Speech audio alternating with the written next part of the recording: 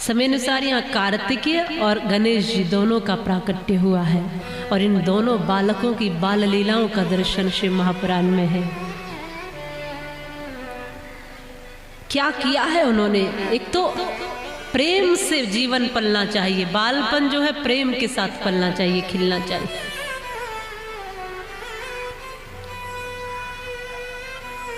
यहाँ जब एक बार ऐसा हुआ कि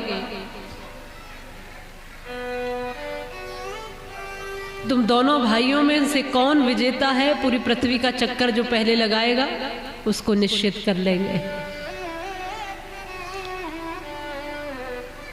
तो कार्तिकेय तो बड़ी तेज उड़ान में, रफ्तार में, बड़ी तेज गति से गए पृथ्वी का चक्कर लगाने के लिए कि बहुत बड़ी बात नहीं।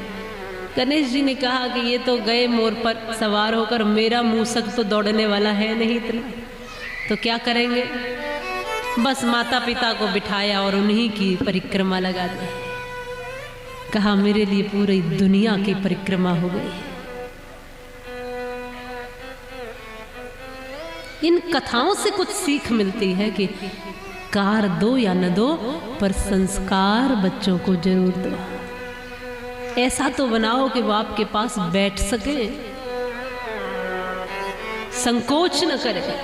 आज के समय में बहुत आवश्यकता है दोनों पीढ़ियों के संतुलन की। एक हमारी बुजुर्गों की पीढ़ी, एक युवा पीढ़ी, इन दोनों को बहुत संतुलित होने की आवश्यकता है।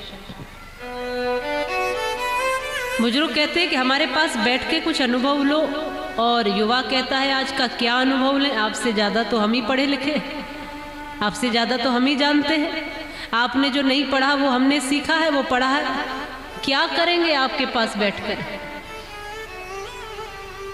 कैसा संतुलन चाहिए आज।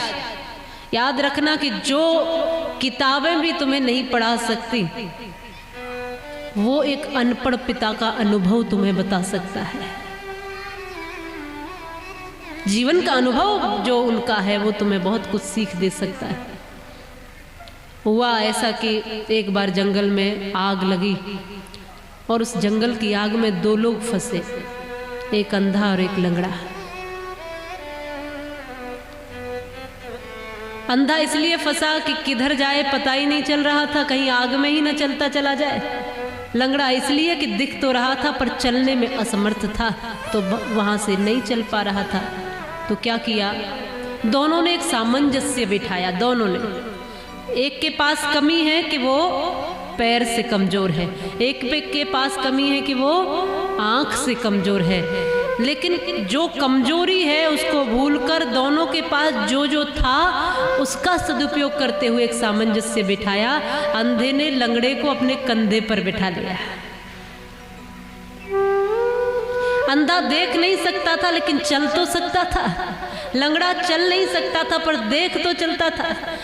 उसने, जिसके पैर थे अंधे के, उसने अपने पैरों का उपयोग किया, जिसकी आंखें थी उसने अपने आंखों का उपयोग किया, और इस तरह से दोनों उस जंगल की आग से पार हो गए। बस यही समझ लीजिए,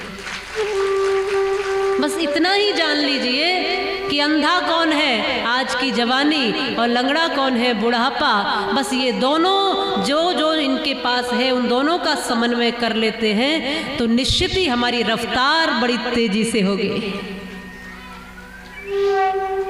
जवानी तो अंधी ही है, उसके पास जोश तो है पर होश की आंखें जवानी के पास नहीं होती है, और बूढ़े के पास जोश नहीं है पर होश की आंखें उसके पास है।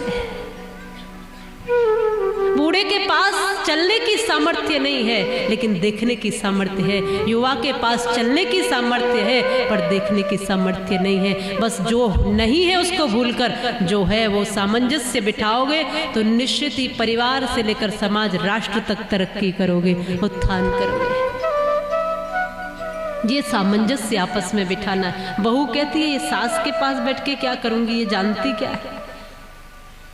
मैं तो आजकल बहुत कुछ सीख के आई हूँ, और सास कहती है कि बताओ, ये बहू कुछ मुझे बता रही है, ये बताएगी मुझे कल की आई हुई, मैं तो बहुत कुछ जानती हूँ। तो यही बस गड़बड़ है, जो जो जिस जिसके पास है वहाँ वहाँ से लेते हुए, सीखते हुए, समझते हुए और संतुलित करते हुए जीवन को जीना।